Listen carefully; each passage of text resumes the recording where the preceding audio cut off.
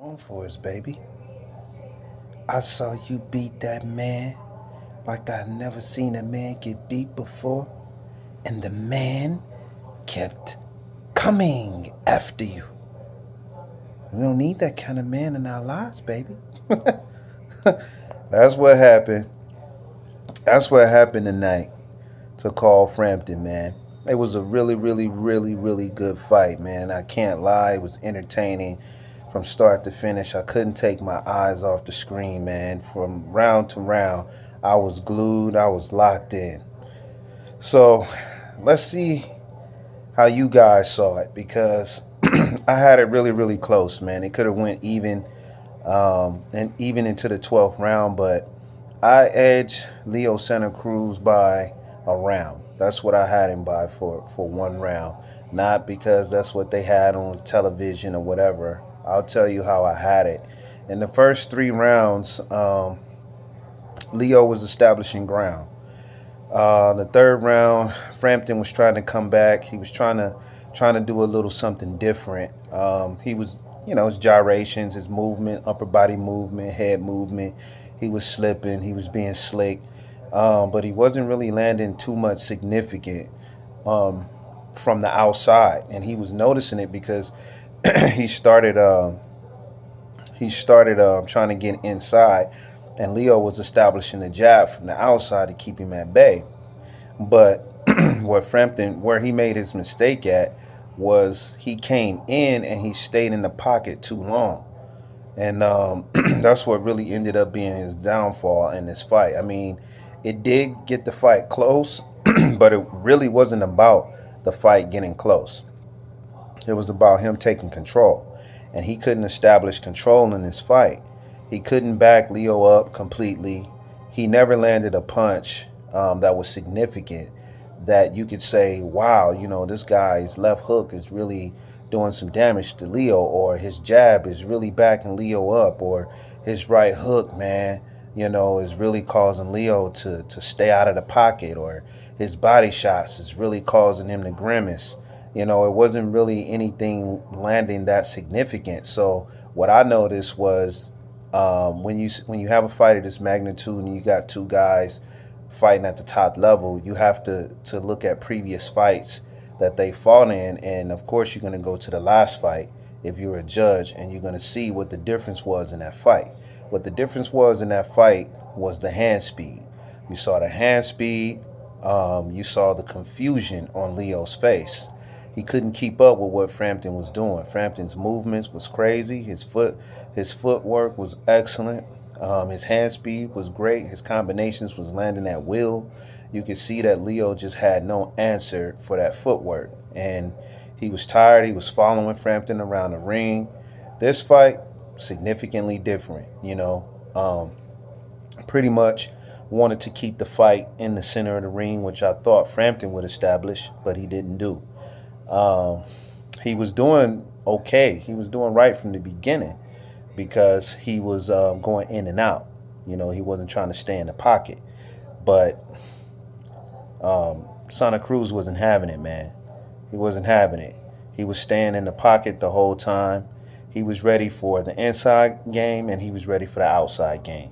And it was nothing else that Frampton had for him, because I guess he thought that Santa Cruz was going to come in with pretty much the same game plan. Nothing was going to change.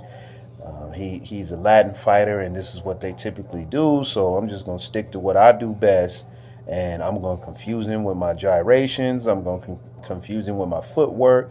My hand speed is going to be too much for him, and it wasn't. This time it wasn't. Leo was prepared, man. He was, like I said, he had something for the inside game, that's how he gets down anyway. He likes to fight on the inside. He loves to have wars going toe to toe. So he was ready, man. Not to say that Frampton didn't get anything good off, because he did. He was coming in, and like I said, I had the fight really close. 1 through 3 was up and down. You had Leo winning the first 2 rounds. Then you had Santa Cruz winning the third, and then you go 4, 5, and 6, and the fight ends up being even in the 6th round. And then you go 7, 8, 9, The fight was up and down, and then it goes even again in the ninth. And then you do 10 and 11, and you start seeing where one guy was winning a round, and then another guy comes back, and wins a round. Or I would say one guy edges, the other one by one round, and then the guy comes in, evens it in the 11th, and then in the 12th, there's this slight bit of separation.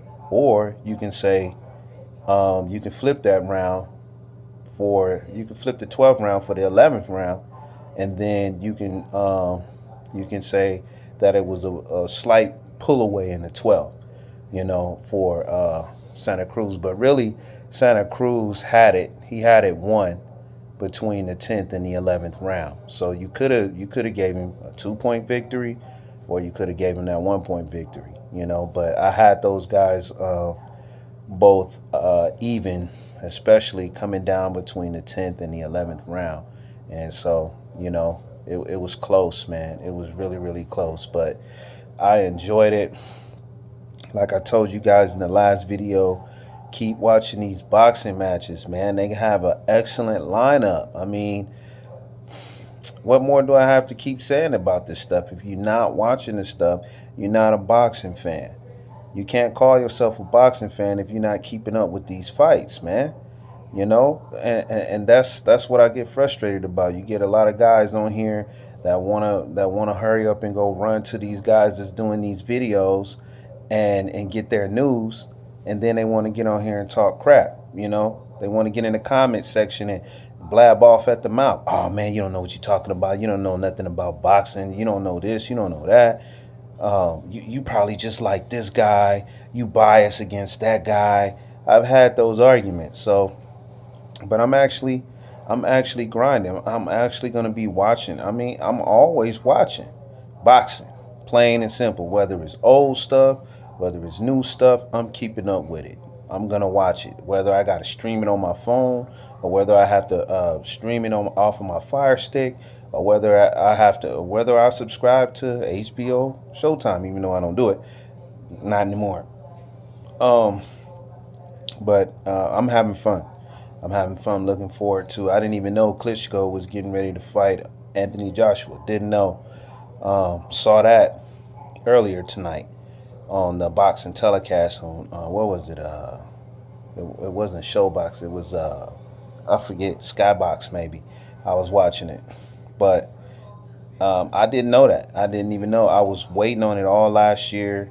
I was hoping that they would do it at the top of this year, and here it is, April. I think it's April 29th or 24th or something like that. Probably the 29th. But I can't wait, man. I can't wait. I can't wait for...